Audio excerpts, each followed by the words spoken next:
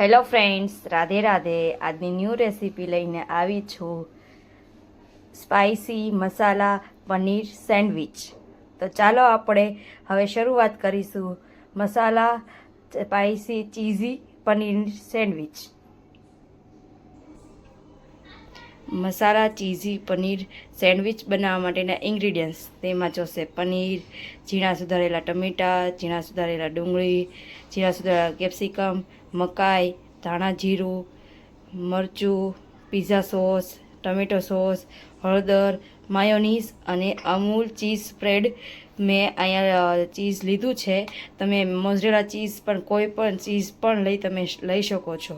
તો ચાલો હવે શરૂઆત કરીશું મસાલા ચીઝી પનીર સેન્ડવિચ બનાવવા માટેના શરૂઆત કરીશું. મેં લોહીમાં તેલ ગરમ કરવા મૂકી દીધું છે. આપણે તેલ ગરમ કરવાનું કારણ એ છે કે આપણે આમાં જે પનીર ચીઝી આપણે જે બનાવવાના છીએ તેની માટે આપણે અહીંયા અંદરની સ્ટફિંગ જોશે. તે સ્ટફિંગ બનાવવા માટે આપણે અહીંયા તેલ ગરમ કરવા મૂકી દીધું છે. તેલ ગરમ થઈ જાય પછી આપણે શરૂઆત કરીશું. તમે જોઈ શકો છો તેલ ગરમ થઈ ગયું છે. તો હું એમાં નાખીશ ડુંગળી.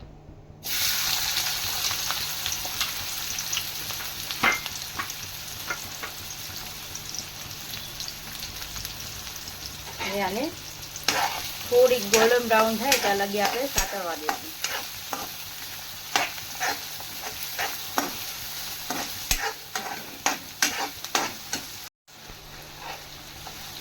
તમે જોઈ શકો છો થોડીક ગોલ્ડન બ્રાઉન થઈ ગઈ છે. તો હવે એમાં નાખીશું આપણે કેપ્સિકમ.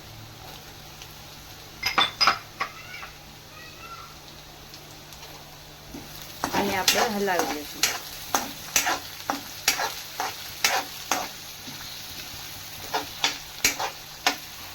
અને પણ થોડીક વાર માટે થવા દઈશું, સાતળવા દઈશું. તમે જોઈ શકો છો કેપ્સિકમ પણ સતરાઈ ગયા છે. તો એમાં થોડુંક નાખીશ આદુ લસણની પેસ્ટ. હું આને પણ મિક્સ કરી દઈશ.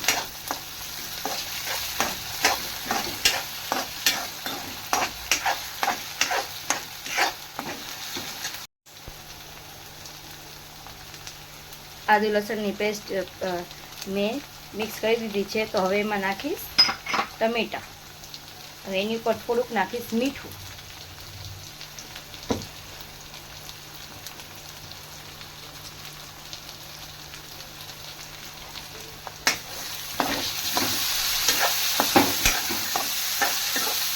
અત્યારે થોડુંક જ મીઠું નાખ્યું છે.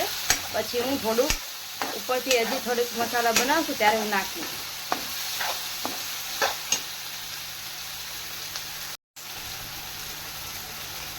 ટમેટા પણ સતરાઈ ગયા છે. તો હવે જે મેં બાફેલી મકાઈ લીધી હતી એ મકાઈ પણ નાખી દઈશું. મેં મકાઈના દાણા પહેલાં જ અગાઉ જ બાફી લીધા હતા. હવે આને પણ હલાવી દઈશું. સરખી રીતના બધું મિક્સ કરી દઈશું.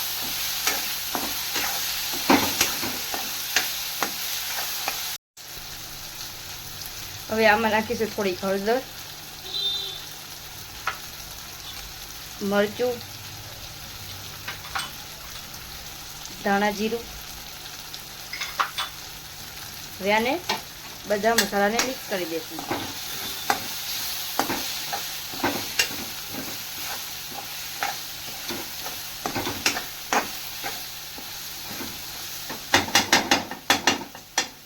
બધા મસાલા મિક્સ થઈ ગયા છે. તો એમાં નાખીશ ટમેટો કેચઅપ,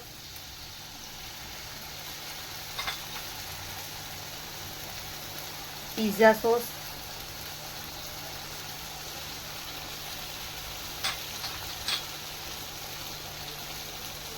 અને માયોનીઝ. આમાં નાખીશ થોડુંક માયોનીઝ. હવે આ બધાને સરખી રીતના મિક્સ કરી દેશું.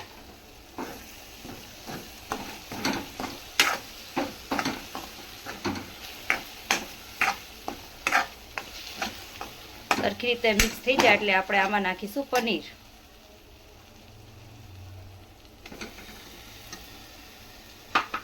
પનીરને પણ આપણે સરખી રીતના મિક્સ કરી દઈશું.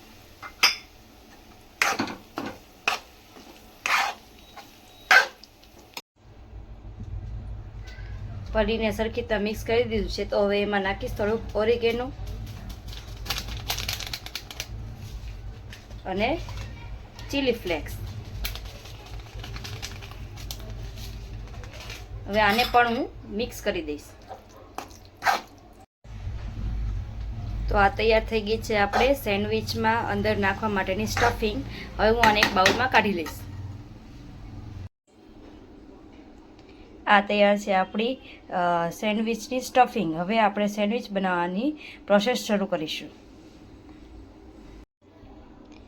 મેં અહીંયા સેન્ડવિચ બનાવવા માટે મેં ટોસ્ટર મશીન લીધું છે. તમે ટોસ્ટર મશીન સિવાય તમે લોઢી પર પણ શેકીને તમે સેન્ડવિચ બનાવી શકો છો. તો હવે ચાલો હું પ્રોસેસ તમને બતાવીશ.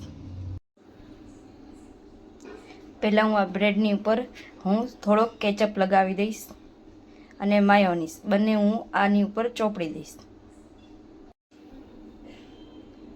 તમે જોઈ શકો છો કેચઅપ ને માયોનીઝ લીધું છે. તો હવે સરખી રીતના મિક્સ કરીને આખી બ્રેડમાં ચોપડી દઈશ. મેં સરખી રીતના બધી આખી બ્રેડમાં મેં બધું માયોનીઝ ને કેચઅપ ચોપડી દીધો છે. તો હું એમાં આ ચોપડી સાથે આપણે ચીઝ લીધું હતું એ આપણે હવે ચોપડીશ. તમે જોઈ શકો છો બ્રેડ ઉપર મેં ચીઝ સ્પ્રાઈડ હતું તે મેં ચોપડી દીધું છે. તો હવે હું એની ઉપર નાખીશ આજે આપણે સ્ટફિંગ બનાવી હતી એ સ્ટફિંગ હું નાખીશ. તમે જોઈ શકો છો મેં એમાં બધી સ્ટફિંગ ભરી દીધી છે. અને મેં બીજી બ્રેડ લીધી હતી એની અંદર પણ મેં માયોનીઝ અને કેચઅપ ચોપડી દીધું હતું. હવે આ બ્રેડને હવે હું આની ઉપર ઢાંકી દઈશ. હવે આને હું ટોસ્ટર મશીનમાં બટર નાખીને બંને સાઈડથી હું શેકી લઈશ. મેં ટોસ્ટર મશીનમાં બ્રેડ મૂકી દીધી છે. હવે એની ઉપર હું આ બટર છે તે બટર ચોપડીશ. એ જ રીતે આપણે નીચેની બંને સાઈડ આપણે બટર ઉપર ને નીચેની સાઈડ આપણે ચોપડી દેવાનું છે. મેં બંને સાઈડ બટર ચોપડી દીધું છે. તો હું આને પેક કરીને થોડીક વાર માટે હું શેકવા દઈશ. શેકાઈ જાય પછી હું આને બહાર કાઢી લઈશ. અને શેકાતા મિનિમમ 5 મિનિટ જેવું થશે બંને સાઈડથી શેકાતા. તમે જોઈ શકો છો બ્રેડ સરખી રીતના બંને સાઈડથી શેકાઈ ગઈ છે. તો હું આને એક પ્લેટમાં કાઢી લઈશ. તમે જોઈ શકો છો એકદમ ચીઝી ને મસાલેદાર આપણી પનીરની સેન્ડવિચ તૈયાર થઈ ગઈ છે. તો તમે આને કેચઅપની સાથે પણ સર્વ કરી શકો છો.